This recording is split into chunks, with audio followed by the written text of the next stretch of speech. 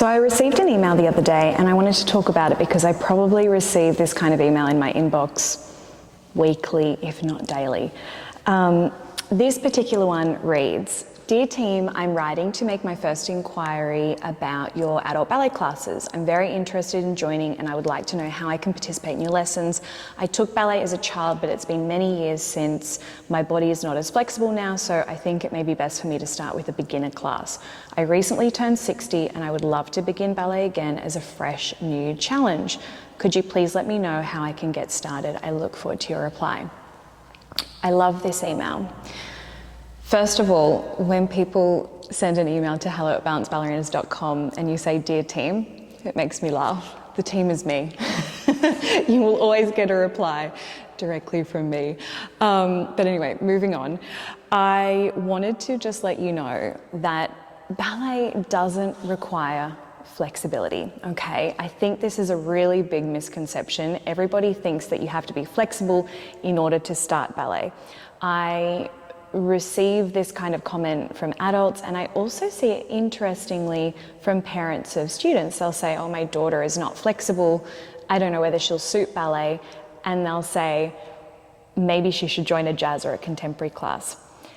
The thing is, I actually think a jazz or a contemporary class requires even more flexibility than a ballet class. So ballet really develops flexibility gradually, sustainably, and actively. So meaning we're not just sitting in a stretch, we're doing movements like a combrace or bend forward, nice and slow, reaching for our toes and coming up, or we're lifting our legs gradually in a very active, we're using our muscles. It's happening without us really thinking about it. And actually, when you do active stretching like this, it is one of the healthiest ways to develop flexibility. So whenever I get these kinds of emails, I sort of go off on a tangent, whether it's talking to a parent or writing back, about the fact that you really don't need to be flexible. Please just remove that from your brain, because your flexibility will develop naturally if you have consistency in attendance at classes, and it will just develop over time. It is just a non-issue. It is nothing to worry about. And I find that most people who say I'm not very flexible, they're a lot more flexible than they think.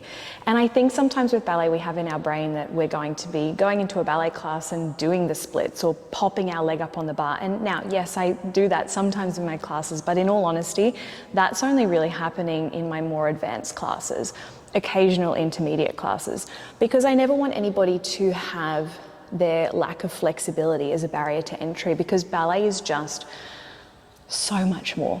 But yes, so if you're thinking about starting ballet classes, whether you have a child that wants to do ballet and you're like, "Oh, I don't think you're very flexible," or if you're an adult and you're like, "I don't think I'm very flexible," I want you to just remove that from your brain, because it's not an issue whatsoever. I hope this was helpful.